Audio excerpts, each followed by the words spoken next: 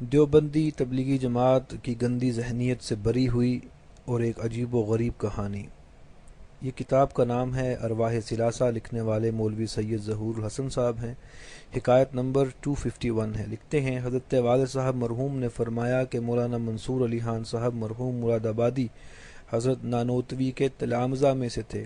طبیعت کے بہت پختہ تھے، اس لیے جدھر طبیعت مائل ہوتی تھی پختگی اور انہماک کے ساتھ ادھر جھکتے تھے۔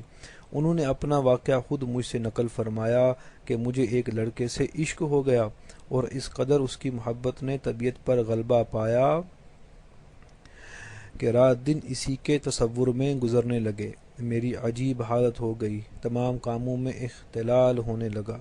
حضرت کی فراست نے بانپ لیا، لیکن سبحان اللہ، طبیعت تو نگرانی اسے کہتے ہیں کہ نہایت بے تکلفی کے ساتھ حضرت نے میرے ساتھ اچھا برتاؤ شروع کیا اور اسے اس قدر بڑھایا کہ جیسے دو یار آپس میں بے تکلف دل لگی کرتے ہیں، یہاں تک کہ خود ہی اس کی محبت کا ذکر چھیڑا۔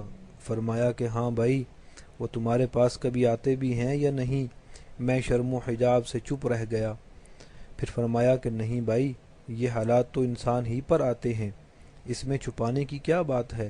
غرض اس طریق سے مجھ سے گفتگو کی کہ میری ہی زبان سے اس کی محبت کا اقرار کرا لیا اور کوئی خفگی اور ناراضگی نہیں ظاہر کی، بلکہ دلجوئی فرمائی۔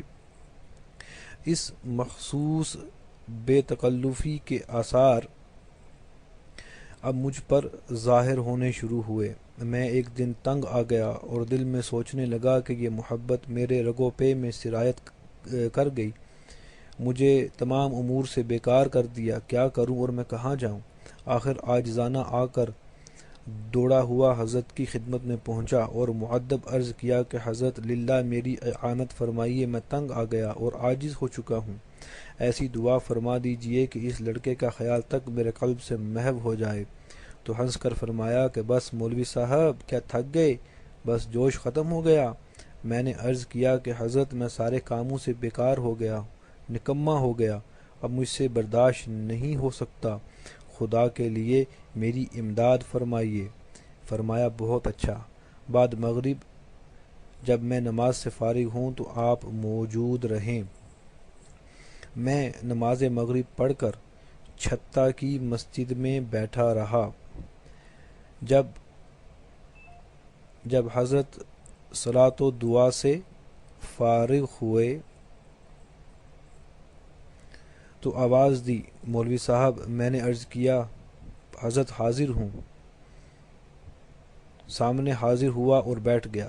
فرمایا کہ ہاتھ لاؤ۔ میں نے ہاتھ بڑھایا۔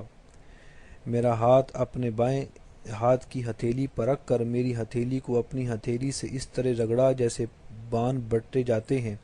خدا کی قسم میں نے بالکل عیاناً دیکھا کہ میں عرش کے نیچے ہوں اور ہر چہار طرف سے نور اور روشنی نے میرا احاطہ کر لیا ہے، گویا میں دربار الہی میں حاضر ہوں۔ میں اس وقت لرزاں اور ترساں تھا کہ ساری عمر مجھ پر کپ کپی اور خوف طاری نہ ہوا تھا۔ میں پسینہ پسینہ ہو گیا اور بلکہ خودی سے گزر گیا، اور حضرت برابر میری ہتھیلی پر اپنی ہتھیلی پھیر رہے ہیں۔ جب ہتھیلی پھیرنا بند فرمایا تو حالت ہی فرو ہو گئی۔ فرمایا جاؤ۔ میں اٹھ کر چلا آیا۔